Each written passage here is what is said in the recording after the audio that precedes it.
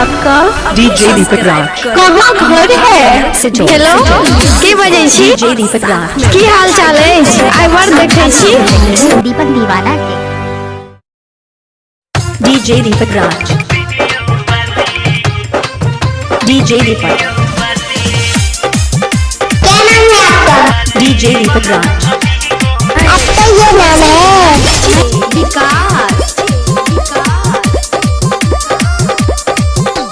Viral हो जाए तो video mix by DJ Deepak राज। हो जाए तो वीडियो दुआ दिए हिया में कप बाली सुन महा लगे सुन महा लगे नहाया सन मुबारक की कटक बाली सुन महा लगे नहाया सन मुबारक की कटक बाली वायरल हो जाए तो वीडियो देख वायरल हो जाए डीजे वीडियो दुआ दे हिया में कहप बाली सुन महा लगे सुन महा लगे नहाया सन मुबारक बजरंग टोल से जोड़। कहप बाली सुन महा लगे नहाया सन मुबारक भी को वीडियो वाली।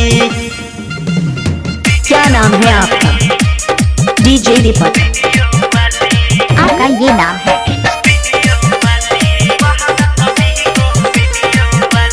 Mix by DJ Deepak Raj. DJ विकास।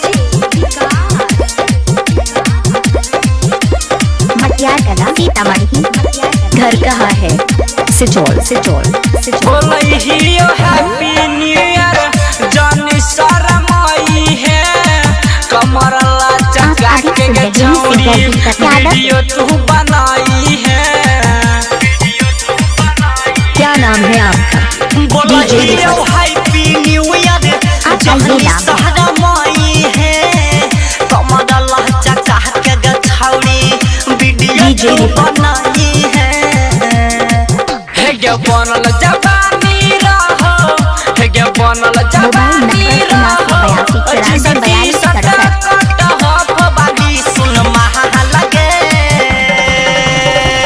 नहाया साल मुबारक कटी कटहफ सुन महा लगे नहाया साल मुबारक कटी कटक बाली। क्या नाम है आपका? डीजे दीपक। आपका ये नाम है? देखले बिना तोरा के छौरी मिले नहीं जाए लगे मोहनिस बिनाए मोबाइल नंबर 7982944267। देखले बिना तोरा छौरी मिले नहीं जाए डीजे लगे दीपक। राइटर राजेश रमन जी यादव तोरे फैन गे सिचौल।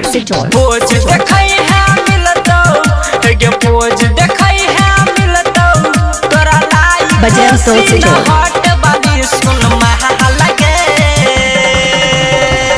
नहाया साल मुबारक कटी कटक मिक्स बाय डीजे दीपक सुन राज। महा लगे नहाया साल मुबारक कटी कटक बाली वायरल हो जाए तो वीडियो मोबाइल नंबर 7982944267। दुआ दे हिया में कहप बाली सुन महा लगे क्या नाम है आपका? महा लगे डीजे दीपक। साल मुबारक आपका ये नाम